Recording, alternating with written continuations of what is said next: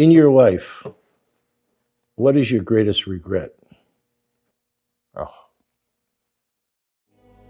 I really don't have regrets. I am a person that says, as soon as you look back in your history and you come up with something that you feel like you want to change, something else has to change.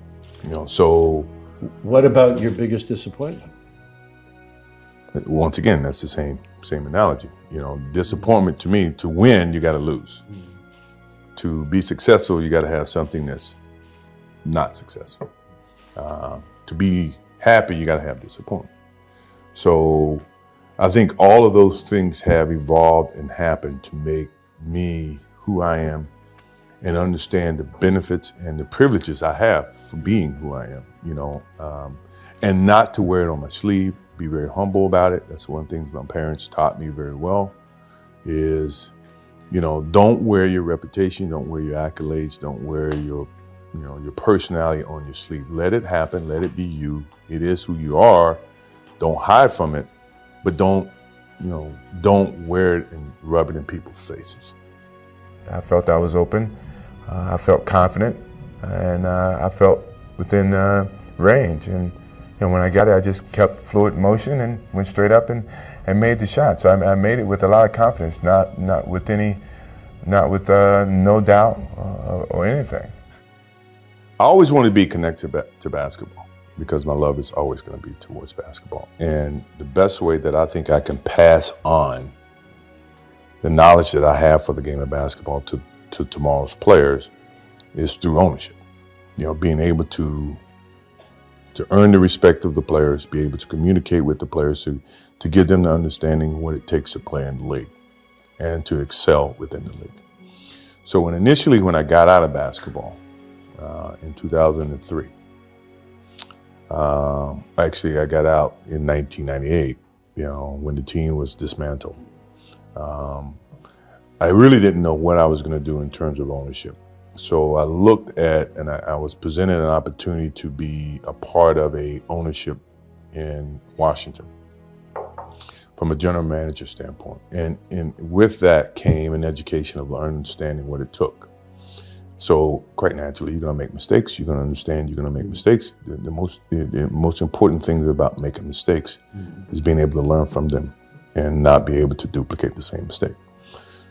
If you have a good game, your game is going to say that. You don't have to say it. So I guess just trying to play down some of the trash talking, animosity that's in words and the whole promotional thing. Let your game be your promotion. The thing that I remember the most about my father, rarely do I get the chance to talk about him, but the thing that I do remember all the time, I think about him practically every day, is for a person like myself who live in the spotlight and is so critical, from people all the time in terms of what I do, what I say, where I go. The thing he's always said, take a pause before you make a decision and say, what if? And the purpose for saying what if is that whatever decision you make, always either going to have consequences, either pros and cons. No, but you obviously listened to your father, because in the very beginning, you spoke about being humble, not shouting about who you are and what you've done, and just being within yourself. Sure.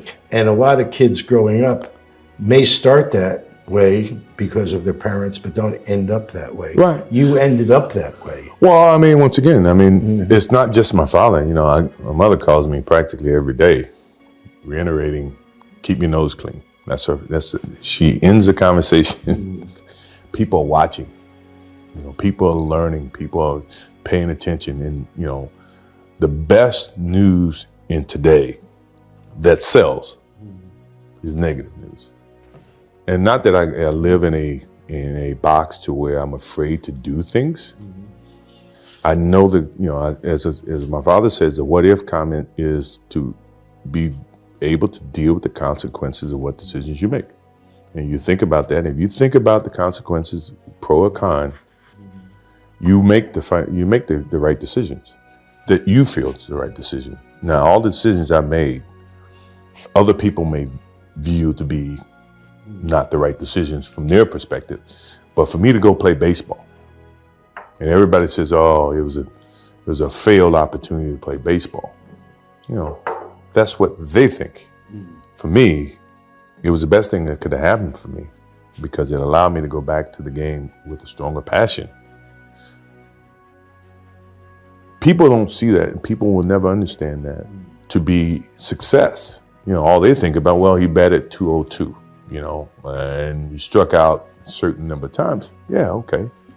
You know, but the effort was there, and the learning curve and the passion was there that has transcended not just to me, but to other people who are afraid to do things because they're worried about the perception that may come from other places.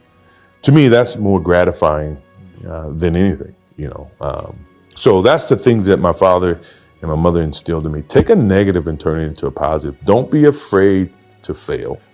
You know, basketball is my love, always have been, and I can't ever, you know, envision an ending of something like that. You know, that passion that I have for the game until I'm dead and gone. My dedication to the game of basketball, unwaveringly, you know, dedication day in and day out, and how I hold being the leader of the team, being the one that's been there for the longest. I hold everybody else accountable for the success of what happened at the end of the year. And people may look at it and, you know, they're going to get an honest understanding for what winning is about, you know, what leadership is about, what passion, drive. Now, you know, players may look at it and say, well, God, it was really tough.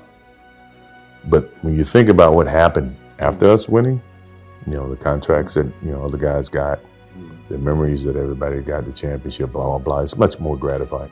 The biggest thing about it for me was duplication, being that staying on that highest of level of excellence, you know, showing that, you know, it's not easy to get here.